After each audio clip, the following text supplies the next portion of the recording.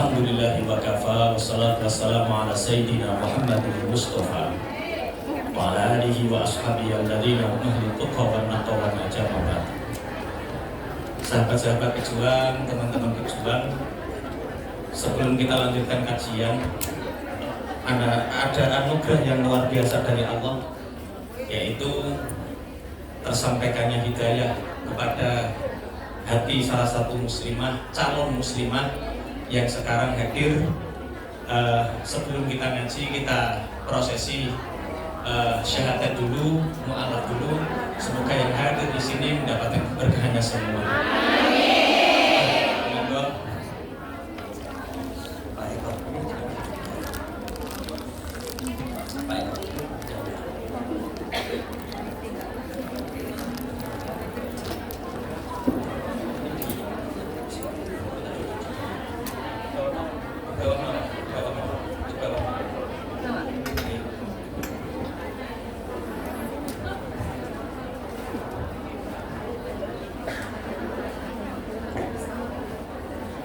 Bisa bahasa Indonesia?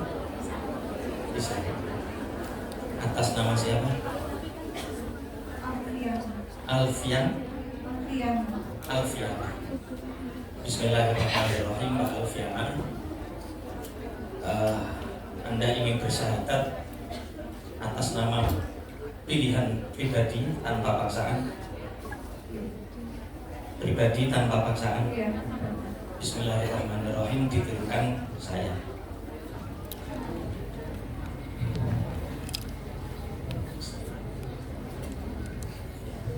Asyhadu an la ilaha illallah wa asyhadu anna Muhammadan Rasulullah. Bisa diterjemah pakai bahasa Indonesia atau bahasa mana yang bisa? Bahasa Indonesia. Aku bersaksi bahwa tiada Tuhan selain Allah. Dan aku bersaksi bahwa Nabi Muhammad adalah utusan Allah. La ilaha illallah, ilaha illallah, Muhammadur Rasulullah. Allahumma tsabbit imanana, Allahumma tsabbit imanana, Allahumma tsabbit imanana, wa qawmi ibadatana, wa aqina ilman nafi'an fid dunya wal akhirah. Rabbana atina fid dunya hasanah wa fil akhirati hasanah wa qina adzabannar. Selamat datang Mbak Alfiana, selamat datang muslimah saudara kami. Mohon dulu teman-teman panitia dari TPV Miftahul Huda, TPV Ma'arif NU, selamat datang. Kita saksikan alhamdulillah hidayah luar biasa. Semoga Allah senantiasa menjaga keimanannya, keberkahan untuk hidupnya. Alhamdulillah. Al-Fatihah. Bismillahirrahmanirrahim. Alhamdulillahirabbil alamin. Ar-Rahmanir Rahim. Maliki yaumiddin. Iyyaka na'budu wa iyyaka nasta'in. Ihdinas siratal mustaqim. Shiratal ladzina an'amta 'alaihim ghairil maghdubi 'alaihim waladdallin. Terima kasih. Masukkan dalam surganya Allah. Amin. Muslimah kita, saudara kita, mulai hari ini kita hidup bersama-sama, kita support bersama-sama. Terima kasih.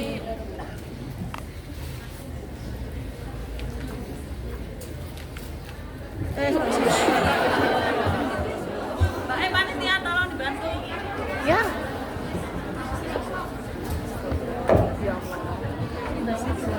Sallallahu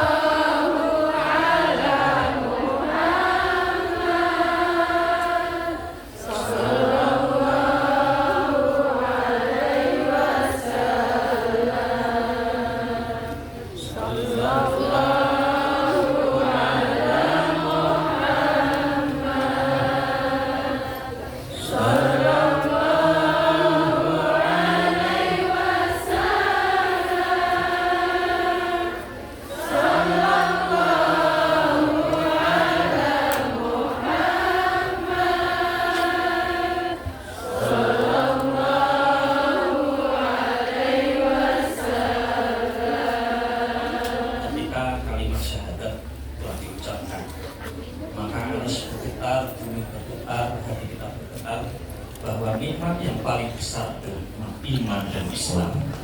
Beruntung sekali kita punya bapak ibu, beruntung sekali kita punya kerabat, beruntung sekali kita dilahirkan dalam keadaan Islam dan iman. Selanjutnya kita akan ngaji bareng-bareng tentang satu makalah atau perkataan dari Sayyidina Umar bin Khattab. Dia pernah mengatakan, Innallaha katama sittatan fi sittatin. Sesungguhnya Allah merahasiakan 6 hal di dalam 6 hal yang lain. Teman-teman sahabat berjuang, ada 6 hal yang dirahasiakan oleh Allah di dalam 6 hal yang lain. Yang pertama kata maridho fi ta'ah, yang pertama adalah Allah merahasiakan ridhonya di dalam ta'ah. Teman-teman, kebaikan itu ada 2. Amal ibadah itu ada 2. Ada kebaikan yang kelihatannya besar, kelihatannya spektakuler, seperti haji, umroh, sholat 5 waktu, jamaah, baca Quran, puasa. Itu amal ibadah yang kelihatannya spektakuler, amal ibadah yang kelihatannya besar. Ada amal ibadah yang kelihatannya remeh, kelihatannya kecil, seperti kelihatan remeh, seperti senyum terhadap sesama teman. Jangan remehkan sesuatu ibadah sekecil apapun. Siapa tahu ibadah yang remeh-temeh itu justru mendatangkan ridhonya Gusti Allah. Teman-teman, walaupun panjenengan itu ahli sholat tahajud, walaupun kita itu ahli sholat jamaah, tolong betul kalau ketemu orang senyum. Maksudnya kalau sesama perempuan, kalau laki-laki senyum sampai murahan. Maksudnya kalau saya sama sesama lelaki senyum, kalau jenengan sesama perempuan senyum, ketemu tetangga senyum. Siapa tahu sholat kita diterima oleh Allah, ibadah kita, puasa kita, haji kita diterima oleh Allah, barokah karena senyuman kita terhadap sesama muslimah. Ada satu kisah. Setelah beliau Sayyidina Umar bin Khattab niku kapundhut, setelah beliau meninggal wafat, salah satu putranya bermimpi bertemu dengan beliau. Bertanya, ya Abi, ma fa'alallahu bika? Bapak, apa yang diperbuat Allah terhadap engkau? Sayyidina Umar bin Khattab menjawab, biridhohu, aku diridhoi. Sebab apa Bapak diridhoi? Apa sebab jihad? Apa sebab sholat jamaah yang mulai dan lain sebagainya? Nah, kata Sayyidina Umar bin Khattab, aku diridhoi Allah, mendapatkan ridhonya Allah sebab aku pernah jalan-jalan di Fikakil Madinah. Fikakil Madinah itu di tritisnya kota Madinah. Tritis itu bahasa Jawa, apa bahasa Indonesia?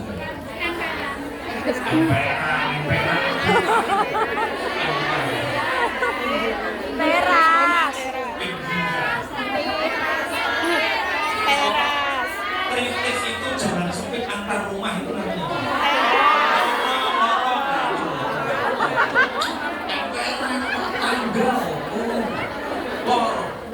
Saya itu pernah berjalan di lorong kota Madinah.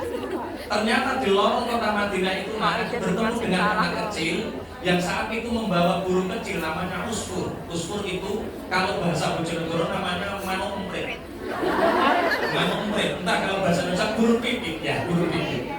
Burung pipit ini kakinya ditarik sama anak, kemudian dibuat mainan. Dilepas, diberi, habis dhuwur dibatek, ceblok, dibatek, ditarik, jatuh, selalu seperti itu. Melihat seperti itu, Sayyidina Umar bin Khattab teringat dawuhnya Nabi, dawuh apa? Irhamu man fil ardi, yarhamku man fis sama. Punya kasihanlah kalian terhadap apapun makhluk yang ada di bumi, maka Allah dan penduduk langit semua akan punya belas kasih terhadapmu. Nah, apa khalifah?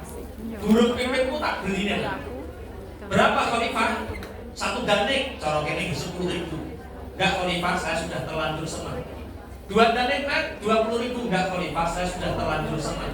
10 danik nak 100.000, enggak khalifah, saya sudah terlanjur senang. Ya sudah, tak beli mahal. Berapa khalifah? 1 dirham. 1 dirham itu senilai 2 gram emas.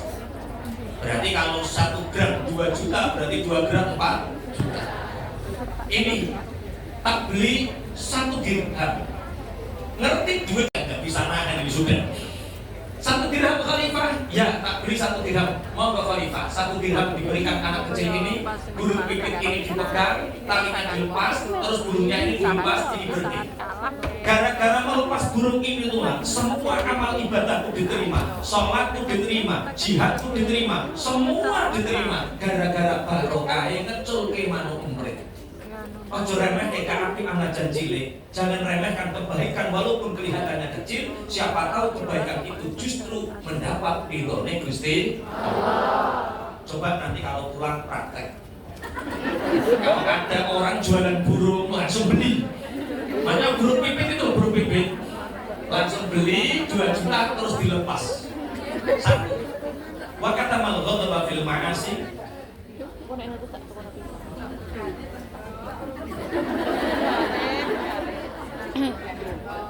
Ini juga nggak tahu nanti teman-teman ini masuk surga. Ini juga ya ternyata pernah menghubungi Degan. Ini diyakinkan, dipastikan sudah bisa disedot. Sudah bisa, sudah dicoba. Oke.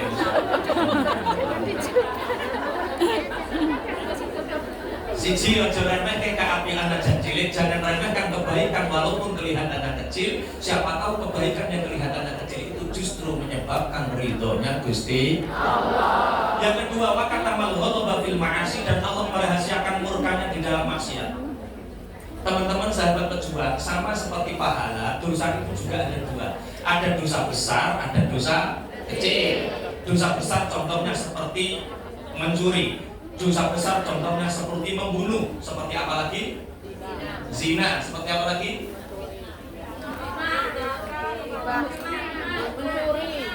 Mencuri sudah, berzina sudah. Membunuh sudah. Menfitnah, al-fitnah itu asyaddu minal qatl. Fitnah lebih besar daripada pembunuhan. Apalagi? Musyrik, syirik, dan lain-lain. Abdullah ibnu Abbas pernah ditanya, wahai Abdullah ibnu Abbas, apa yang dimaksud dosa besar? Dosa besar itu dosa apapun yang disebutkan oleh Allah di dalam Al-Quran, yang difirmankan oleh Allah di dalam Al-Quran, itu dosa besar. Disebutkan oleh Rasulullah al-Asyarah al-Mubiqah, 10 dosa besar yang menghancurkan. Selanjutnya ada dosa kecil, berarti dosa kecil itu dosa yang tidak disebutkan oleh Allah di dalam Al-Quran. Dosa kecil contohnya seperti apa? Ghibah. Kerasaan itu dosa besar. Ada ayatnya, wala yastabaqtukum ba'dha ayuhibbu ahadukum ayyakula lahma akhihi maitan fakarihtumu. Sebagian kalian jangan sekali-kali menghibah, ngerasani sebagian yang lain. Apakah kalian itu senang seandainya memakan bangkai saudara sendiri? Berarti ghibah itu dosa besar. Bahkan Rasulullah pernah bersabda, dosa ghibah asyaddu min 30 zaniyatan. Dosa ghibah dosanya lebih besar daripada 30 kali zina. Ngerasani itu dosa besar. Contoh-contoh dosa. Mencuri itu dosa besar. Wasariqatu faqatu aydiyahuma jazaa'an bima kasaba nakalam minallah. Orang perempuan, orang laki-laki yang mencuri, maka layak untuknya yaitu dipotong tangannya. Wes apa lagi? Saya hafal Quran gampang, hafal semua saya. Utang orang bayar. Utang orang bayar itu dosa besar. Utang orang bayar itu dosa besar. Ayatnya amyaqulu naftara. Apakah kamu berbuat kebohongan atas nama Allah? Demi Allah tak sauri, demi Allah tak sauri.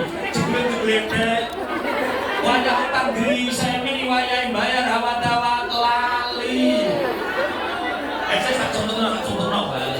Dosa kecil itu contohnya seperti membunuh semut. Membunuh semut itu dosa kecil. Aslinya membunuh semut itu tidak dosa. Kalau caranya benar tidak dosa, tapi kalau caranya salah dosa. Seperti membunuh semut, membunuh semut serangga itu tidak dosa. Tapi kalau caranya salah dosa. Seperti semut dibakar. Itu dosa tapi kecil.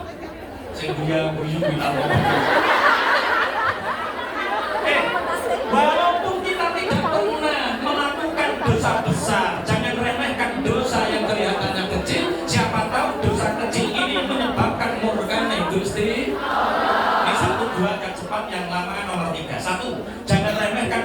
walaupun kecil. 2, jangan meremehkan dosa walaupun kecil.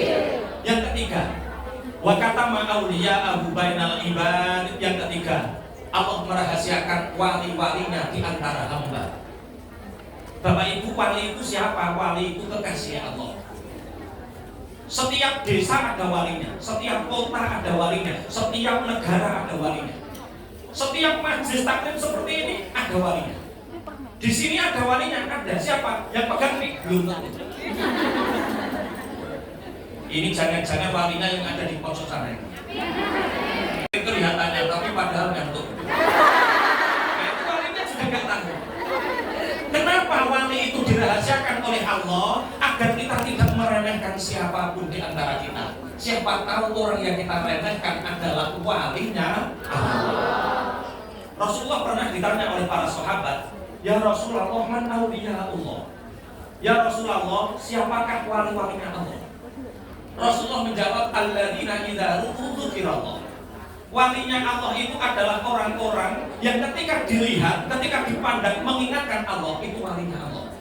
Jenengan berjalan dimanapun, kok ketemu orang yang hati Anda tersentuh, ingat Allah, itu wali. Jangankan wali, teman-teman, jangankan wali. Nabi saja sampai hari ini masih ada yang hidup, namanya Nabi Khidir alaihissalam. Nabi Khidir itu tanda-tandanya itu ada 12. Cuma kalau ini kita kaji semua sampai sore nggak selesai. Di antara tanda-tanda Nabi Khidir, ketika Nabi Khidir itu hadir di majlis, maka majlis ini tidak ongkep, tidak aneh. Orang kademen, orang catukan, orang ongkep. Sedengan. Ini hawanya sedengan apa tidak? Jangan-jangan Nabi Khidir di sini. Kedua, ketika Nabi Khidir hadir di majlis, maka majlis itu menjadi majlis kerukunan, majlis musholah, majlis yang di situ saling memaafkan, saling memaklumi.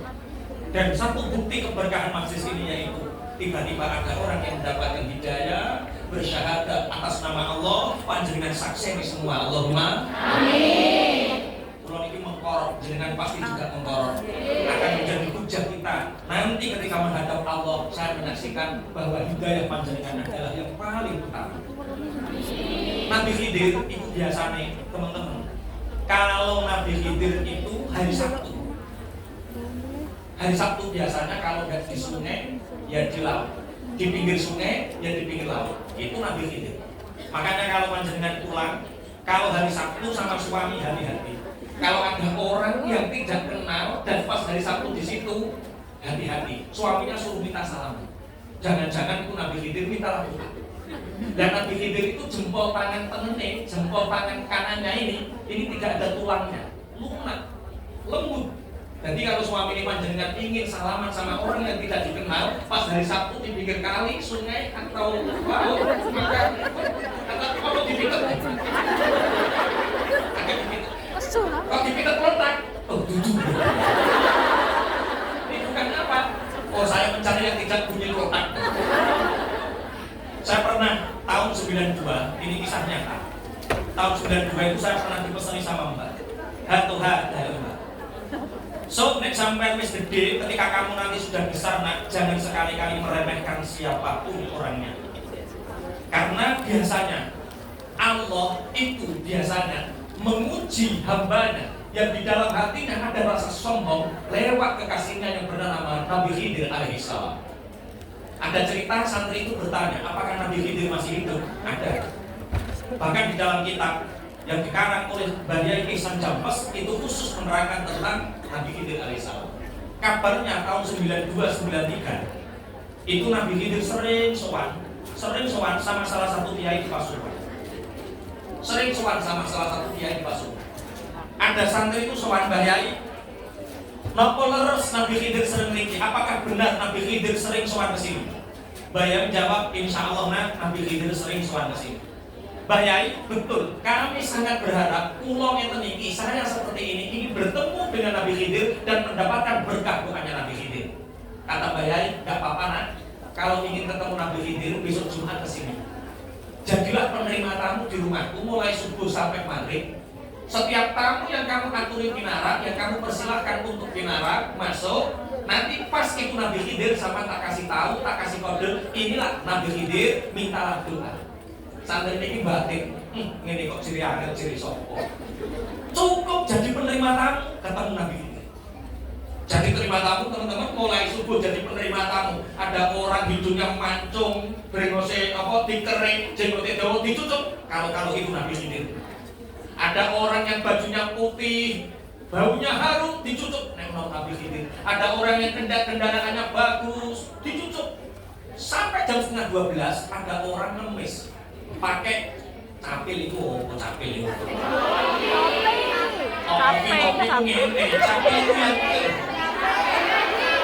caping, ya.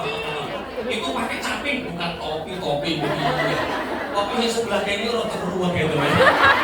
Oh, sama capil kok topi begini. Caping yang agak lebar itu. Ngemis.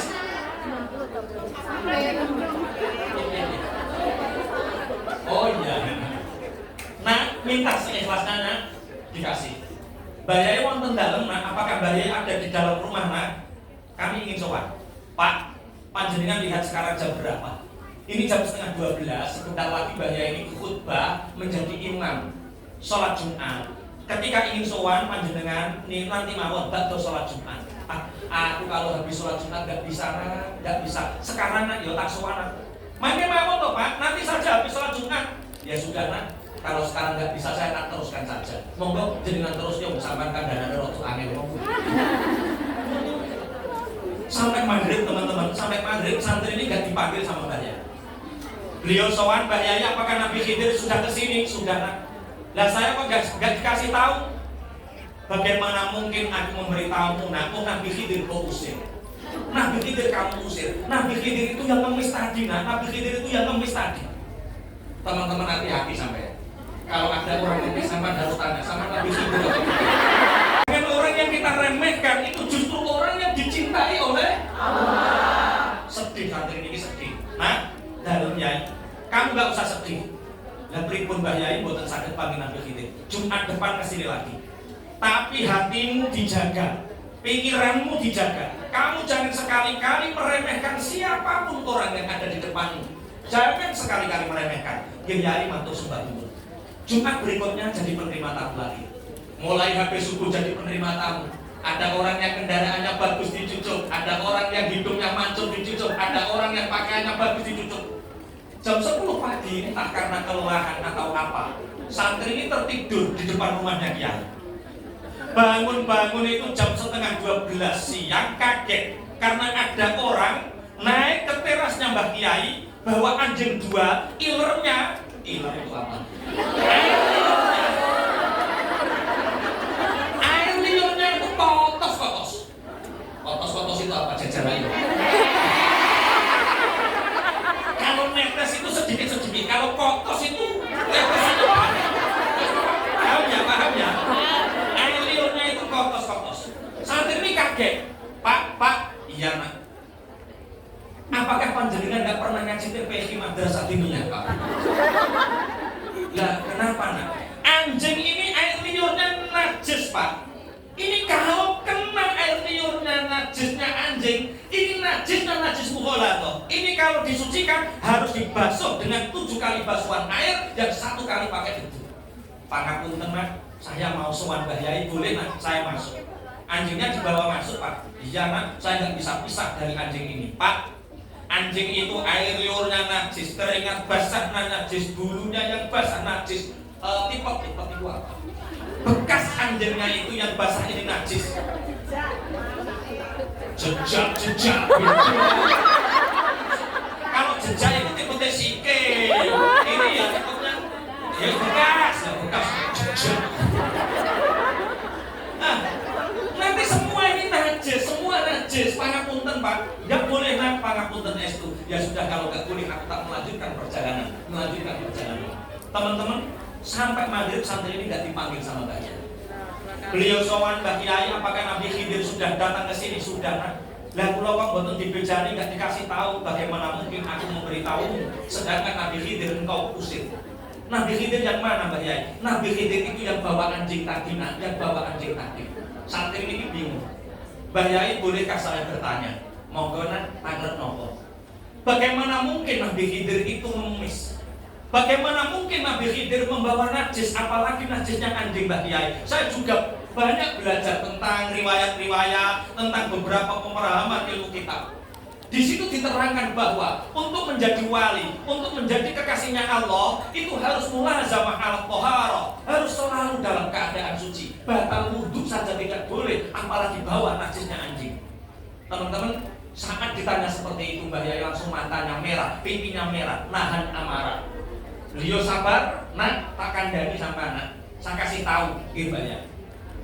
Kalau ngemisnya Nabi Khidir, itu tidak menjadikan Nabi Khidir berdosa, tidak. Itu Nabi Khidir hanya ingin menghilangkan izzatun nafsi, menghilangkan pangkat kemuliaannya di dunia, biar tidak kelihatan orang hebat, biar tidak kelihatan orang terhormat, biar tidak kelihatan orang yang jajarannya atas. Tidak, Nabi Khidir hanya ingin tampak seperti orang biasa, orang dosa rawa.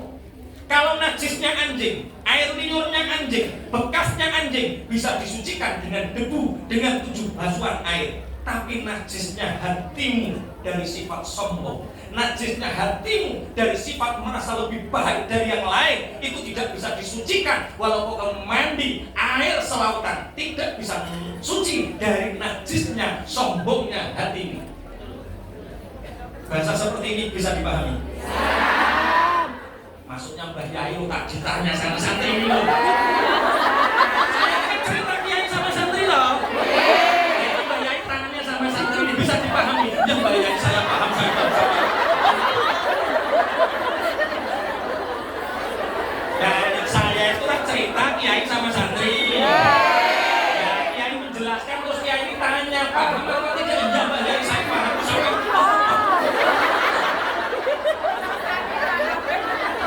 Jangan remehkan siapapun, walaupun kelihatan pengemis, walaupun kelihatan kotor, walaupun kelihatan siapapun orangnya, jangan pernah engkau remehkan. Siapa tahu orang yang kita remehkan justru orang yang dicintai oleh Allah. Saya kemarin ke Turki, dapat cerita bagus. Jangan pernah ke Turki.